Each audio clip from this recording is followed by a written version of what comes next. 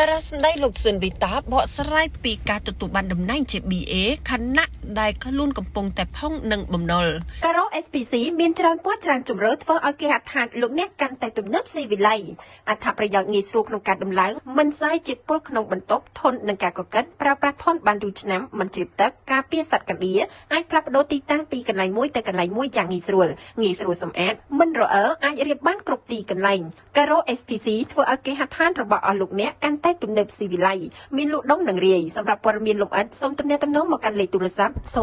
988 449តារាសម្ដែងលោកស៊ឿនវីតាដែលល្បីថាមានជីវិតក្រំសូនកំពុងតែជាប់បំណុលវ៉ាន់ករហូតទៅដល់ជាង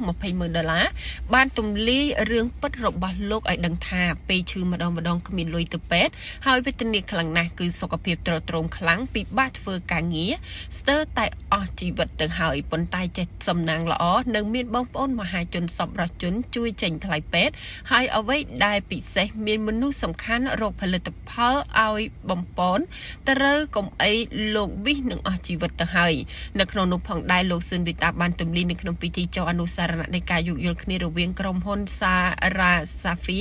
និងសមាគមសហព័ន្ធបណ្ដុះបណ្ដាលជំនាញវិជ្ជាជីវៈកម្ពុជាកាលពីថ្ងៃទី20ខែមករាឆ្នាំ2025នៅអគាររាជបណ្ឌិតសភាកម្ពុជានៃសាកលវិទ្យាល័យភូមិន្ទភ្នំពេញបានធ្វើការប្រកាសសមភាពក្រុមហ៊ុនចំនួន4ផ្សេងទៀតមកពីវិស័យខុសៗគ្នាដែលបូករួមជាមួយនឹងការប្រកាសទូតសច្ឆន្ទៈតំណាងក្រុមហ៊ុនសារ៉ាសាហ្វី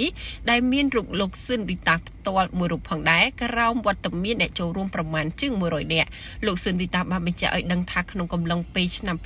2024លោកខំប្រឹងធ្វើការងារ live តាម Facebook លោកអីវ៉ាន់ផងនិងខំប្រឹងធ្វើម្ហូបលក់ទាំងថ្ងៃទាំងយប់ដោយមិនបានដេកពួនគ្រប់គ្រាន់ឡើយស្ទើរតែមួយថ្ងៃ24ម៉ោងលោកអាចសម្រានបានយ៉ាងច្រើន2ទៅ3ម៉ោងតែប៉ុណ្ណោះមានថ្ងៃខ្លះលោកគេងបានត្រឹមតែ1ម៉ោងនៅក្នុងនោះផងដែរព្រោះតែចង់រកលុយបានខ្លះដោះស្រាយជីវភាពនិងពិសេសរឿងដោះស្រាយបំណុលរបស់លោកជាង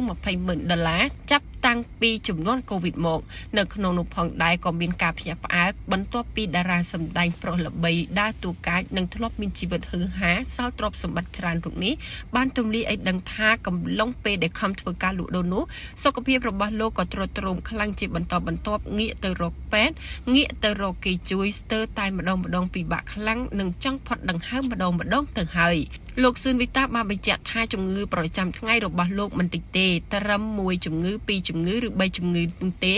ពោលគឺរហូតទៅដល់5ជំងឺគឺ5មុខគឺទី1ជំងឺក្រពះទី2ជំងឺសន្លាក់ទី3ឡើងជាតិអាស៊ីតទី4ជំងឺលើសឈាមនិងទី5ខ្លាញ់ក្នុងសរសៃឈាមកត្តាជំងឺទាំង5នេះហើយដែលធ្វើឲ្យលោកធ្វើការងារស្របពេលតម្រូវឲ្យលោកខំរកលុយដើម្បីសងគេទៀតផងវាពិតជាពិបាកខ្លាំងណាស់លោកគុយសារ៉ាត់ប្រធានធំនៃក្រុមហ៊ុនសារ៉ាសាហ្វីក៏បានបញ្ជាក់ឲ្យដឹងបន្ថែមទៀតផងដែរថាមូលហេតុដែលតារាសម្ដែងលោកស៊ឿនវីតាអាចមានសុខភាពល្អមាំមួនឡើងវិញស្របពេលកំពុងវិបត្តិនោះដោយសារតែផលិតផល Beta Nutri ទទួលបានសិទ្ធិស្របច្បាប់បានលិខិតអនុញ្ញាតចេញពីក្រសួងសុខាភិបាលពីស្ថាប័នជាតិនិងអន្តរជាតិបូករួមទាំងរូបមន្តនៃប្រទេសជប៉ុនដែលបានចម្រាញ់ចេញពីរុក្ខជាតិសំខាន់ច្រើនមកដាក់រួមបញ្ចូលគ្នាបង្កើតឲ្យមានគុណភាពនិងប្រសិទ្ធភាព Beta Nutri ជាផលិតផលជួយដោះស្រាយបញ្ហាសុខភាពដូចជាក្រពះពោះវៀនឧស្សាហ៍ថប់ដង្ហើមរោយកណែនទ្រូងចុកឆ្កល់ក្នុងក្រពះពោះវៀនជាញឹកញាប់បញ្ហាសន្លាក់ស្ពឹកដៃជើងចុករោយពេញខ្លួនប្រាណស្ពឹកស្រពន់ដៃជើង